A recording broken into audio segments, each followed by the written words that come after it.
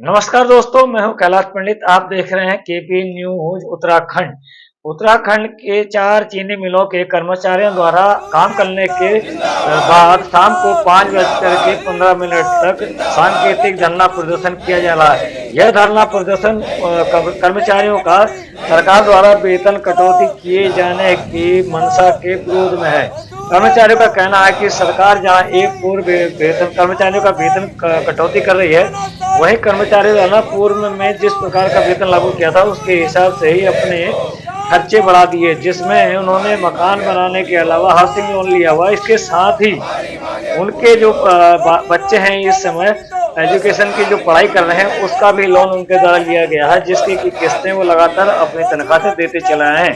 ऐसी परिस्थिति में यदि उनका वेतन कटौती किया जाता है तो उनके आगे रोजी रोटी की समस्या उत्पन्न हो जाएगी तथा उनके द्वारा लिए गए कर्ज को अदा करना भी कठिन हो जाएगा। कर्मचारियों का यह भी कहना था कि पूर्व की इस बीच गन्ना मंत्री सौरभ बहुगुणा ने भी वक्तव्य देते हुए कहा कि वे किसी भी कर्मचारी का अहित नहीं होने देंगे और उम्मीद है कि जीत हमारी ही होगी। अभी आने वाली 2 तारीख को हमारी कोर्ट में हियरिंग है और उसमें भी सभी लोगों को आश्वस्त करना चाहता हूं कि जीत हमारी ही होगी। वहां कोई भी निराश ना हो इस चीज़ को लेकर के कि हमारी हियरिंग होगी कि नहीं होगी। बिल्कुल होगी, 100% होगी वहां।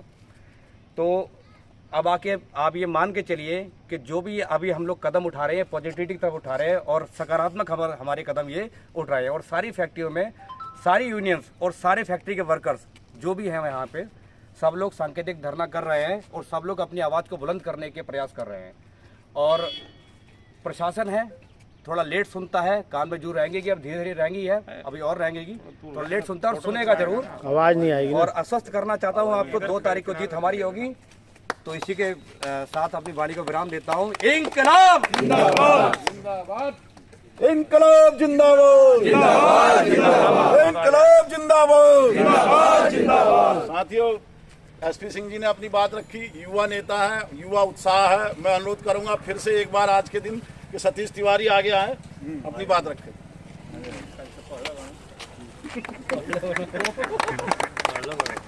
धन्यवाद पोखरिया जी और सभी सम्मानित मजदूर साथियों।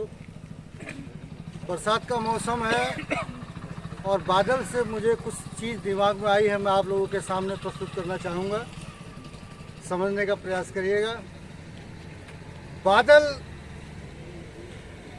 अपने से श्रेष्ठ समुद्रों के प्रति, महासागरों के प्रति निष्ठावान होकर श्रद्धापूर्वक उनसे बहुत कुछ खींचकर अपने पास लेकर इस धरती से ऊपर खुले आसमान में अपने समकक्ष साथियों के साथ विचरण करते हुए और नीचे धरती पर सूखे हुए सरोवर, तालाबों, वनस्पतियों पर अपनी जल वर्षा करके उनको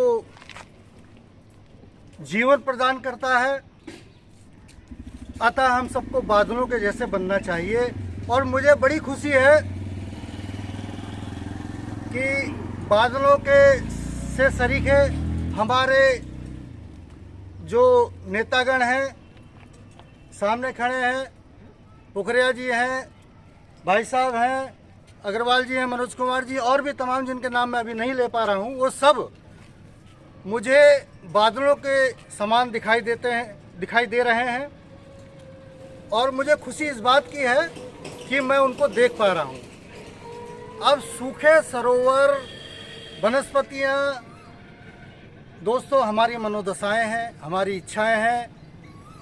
बिना पैसे के हम उन चीज़ों को नहीं कर पा रहे हैं जो हमारी इच्छाओं में सूची में सबसे ऊपर हैं। हम उसको चाह कर भी नहीं कर पा रहे हैं, तो हमारा जीवन नीरस सा हो गया है।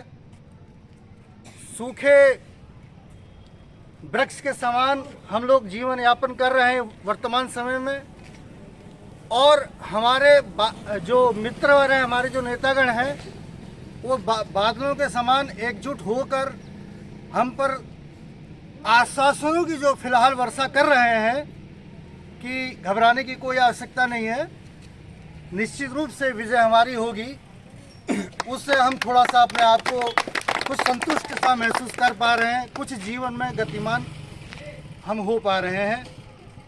इन्हीं शब्दों के साथ मैं अपनी बात को यहाँ समाप्त करना चाहूँगा। सभी को बहुत बहुत धन्यवाद। धन्यवाद तिवारी जी। रख हौसला वो मंजर भी आएगा, रख हौसला वो मंजर भी आएगा, प्यासे के पास समंदर भी आएगा, मिलेगी मंजिल और मिलने का मजा भी आएगा।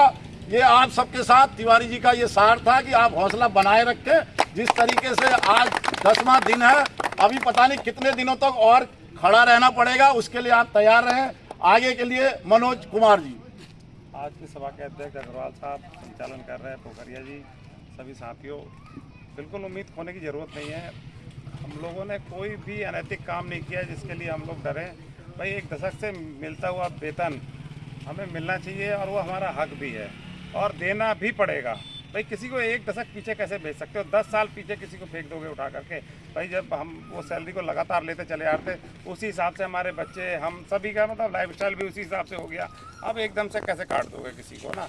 और फिलहाल तो किसी भी आदेश के तहत उसे काटे जाने की कोई पुष्टि भी नहीं है, जहाँ तक हमें पता है हमारी जानकारियों में। अब लोग उसे ज़बरदस्ती काटना पीटना वो बनाए पड़े हैं, लेकिन अंतोगत्वा कभी मजबूर नहीं है। हम कर्मचारी भाइयों के खिलाफ नहीं है।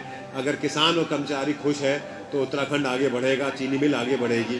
तो मैं हमेशा अपनी सोच में, मेरे पिताजी ने हमेशा एक बात कही है मुझे वो बात पहले दिन जब मैं शपथ लेने जा रहा था तो मेरे पिताजी ने मुझे एक बहुत स्पष्ट चीज़ बताई थी कि बेटा, कलम बहुत दिन हाथ में नहीं रहती है, जितनों की मदद हो सकती है उस कलम के माध्यम से कर दो। जब तक तुम्हारे हाथ में कलम है, मदद करते रहो।